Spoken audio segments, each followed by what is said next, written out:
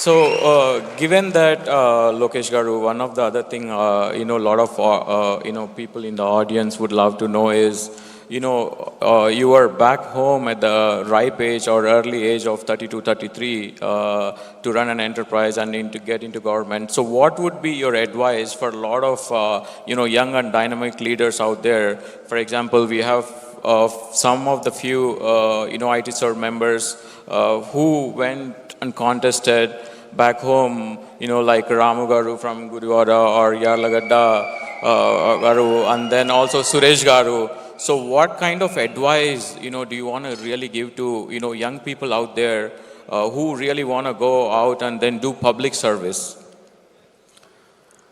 No, my advice to everyone has been is, first you need to settle down financially. That's very, very important. Today I am able to do what I want to do for the single reason is because Brahmani takes care of me and pays for my credit card bills. Not everyone is lucky in that sense.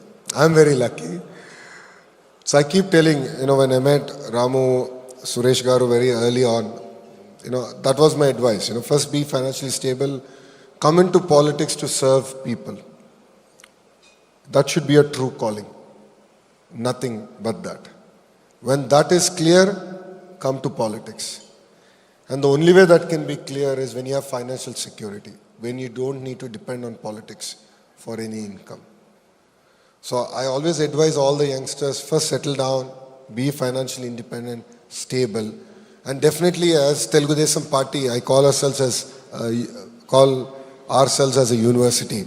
We have this ability to create leaders who went on to lead even Telangana. And that is the beauty of Telugu Desam Party. We create leaders, we give people opportunity to lead from the front. And if you look at it this time, in the 160 odd seats that we contested, close to 70 of them were actually first timers who were contesting. And that's the beauty of Telugu Desam Party. If you look at it as an alliance, out of the 164 people that have won, close to 88 of us are first-time MLAs. 17 out of the 25 ministers are first-time ministers. So I think that's what makes Telugu Desam Party very unique. So basically, you have a new blood coming to power. So at the same time, in that context, also want to understand you've been traveling a lot, to different countries at different occasions. I know it's a lot, especially for entrepreneurs out there, that they're spending time away from their family. So would like to know what kind of things, you generally pursue to have a downtime or, to keep stress at bay generally. People would love to know. No, I think you should take life as it comes. There is no need to be stressed. What I've realized is when you're stressed and you take decisions, you end up making a lot of mistakes. So I've learned the art of breathing. So when I'm disappointed, when I'm upset, or when I feel a little bit of stress, I actually learn to breathe. And that really de-stresses me and makes me calm, and that enables me to take right decisions.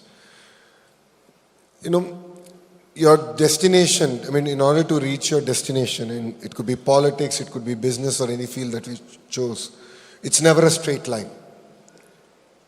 There are going to be amazing highs and there are going to be the worst lows. And what I've learned from our leader is you should take your lows as you take your highs. Then life is constant, life is good. Never carry stress home. There is no need to carry stress home. I believe that the stress of work should be left outside your door. When you go home, you should spend time with your family. No second thoughts about it. But saying that, if there are no sacrifices, you really cannot achieve what you want to achieve. Every day, I never sleep before the date changes. I meet people till about 10:30, 11 in the night. If you want to achieve greater things in life, and if you really want to leapfrog, then you will have to make certain sacrifices. And it's not just you, it's also your family. So I chose a career, and I'm able to do this because Brahmani and Devan support me. 226 days of Padayatra. Never went back home for any festival. No Saturday, no Sunday. I think the only break I would take is when Brahmani and Devansh would come visit me, and I would start my Padayatra late by about 4 hours.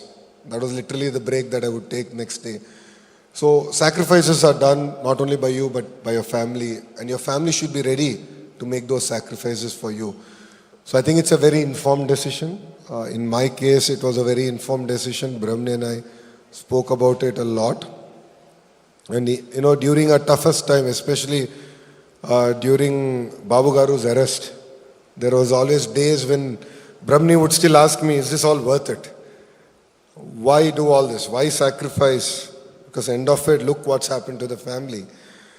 But I think all of us changed our opinion when in Hyderabad there was a gratitude concert where without any political involvement, 45,000 IT professionals came and stood in the solidarity of Mr. Naidu.